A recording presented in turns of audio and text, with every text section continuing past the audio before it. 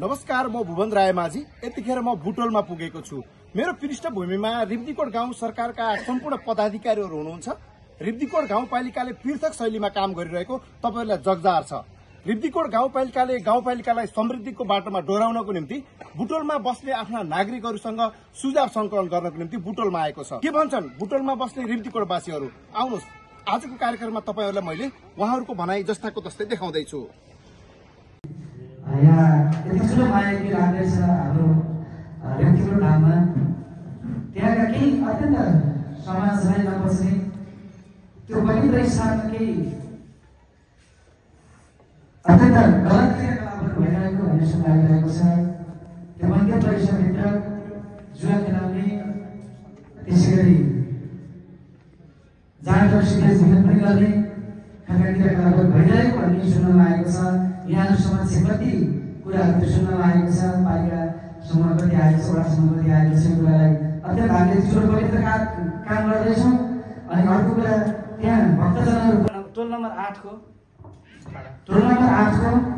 अत्यन्तै यो धेरै लामो समयदेखि सामाजिक समस्याको रूपमा रहेको यो भाउ अब वस्तुति भावलाई सबैतिर पुर्याएर यो भाउ निकासका लागि यहाँको तर्फबाट अहिलेसम्म खासै त्यस्तो पहल भएको देखिएको छैन। भइरहेका केही त्यस्तो पहलहरू हुँदैछ कि के छ, यहाँले सबैभन्दा प्रमुख प्राथमिकतामा राखेर लागेर राखिरहेको छ भने यहाँ समस्या अपेक्षा र जिज्ञासा राखेँ।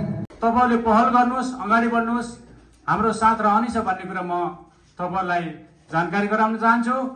अनि त्यसमा पक्कै पनि आर्थिक कुराहरू चाहिन्छ। तपाईले वनको कुरा यहाँ ल्याउनु भएको छैन। हाम्रो वनमा, रिब्दीकोट गाउँपालिका भरिको वनमा, कुसुमखला पालुङ मैनादीका वनमा ती वनहरूका रुखहरू ढलेर कुहिएका छन्। आवतजात गर्न गाह्रो भइरहेको छ। ती वनका रुखहरू, काठहरूलाई काटेर हामीले केही आर्थिक उपार्जन गर्न सक्छौँ र त्यो पैसा हामीले त्यस्ता महायज्ञमा लगायत विकासका कुरामा लाउन सक्छौँ। त्यो वनलाई हजुरहरूले सिस्टम मिलाएर कसरी हुन्छ, वनका कुहेका काठहरू र बुढा काठहरू काट्नलाई अगाडि बढ्नु होला र आर्थिकको निम्ति अगाडि बढ्नु होला भन्ने म सुझाव दिन चाहन्छु। वडा चाहिँ लगभग तपाईँको चाहिँ यो बाटाघाटाहरू सम्पूर्ण चाहिँ तरिकाले चाहिँ बढिरहेका हुन्छन्। र वडा नम्बर 8लाई के छ भन्दाखेरि हाम्रो जुन बाटो चाहिँ हेर्ने हो भने अरू वडाको भन्दा हाम्रो बाटो चाहिँ फरक किसिमको छ। किन भन्दा हामीले चाहिँ सिद्धार्थ राजमार्गलाई चाहिँ जोड्दैछौँ।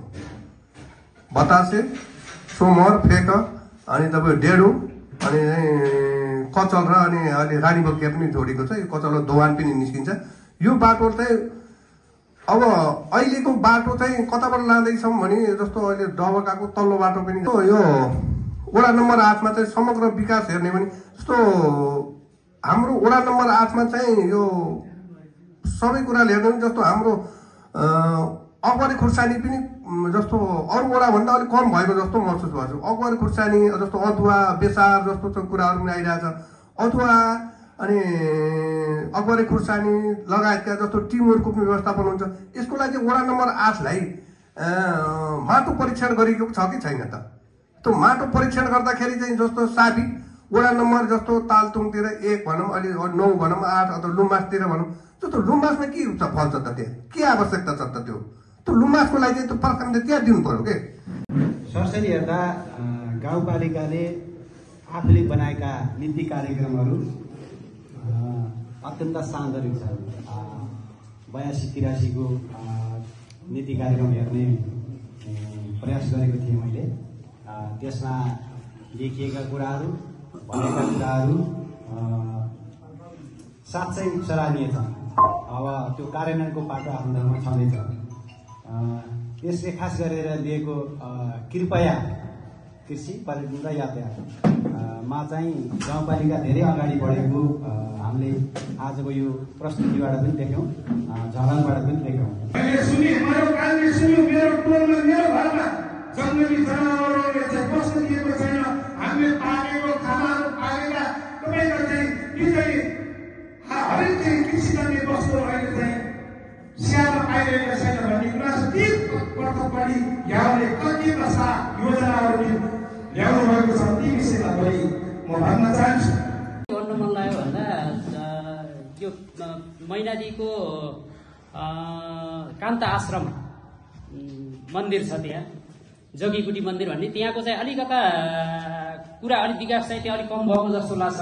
राजनारायण सरले त्यसलाई कृषि योजना बनाएर त्यसको चाहिँ त्यो अलिकता भूगोल पनि त्यो कस्तो छ भन्दा एउटा टापु जस्तो छ, त्यसलाई चाहिँ सिमाना तल सिमानाबाट माथि मन्दिरको वरिपरि गरा सुधार गरेर कृषि योजना बनाउने हो भने त्यो पनि एउटा टुक्रा पर्यटकको एउटा चाहिँ नि टुक्रामा विकास गर्न सकिन्छ जस्तो लाग्यो। जस्तो गुराँसे डाँडा भन्दै गर्दाखेरि त्यहाँ पनि एउटा चैते दशैँमा मेला लाग्छ, सराय खेल्ने कार्यक्रम हुन्छ होइन, त्यो चाहिँ अलिकता ओजेलमा परेछ कि जस्तो लाग्छ। त्यसलाई पनि अलिकता ध्यान दिन म त्यहाँको वडा अध्यक्ष डाक्टर सरलाई म आग्रह गर्दछु।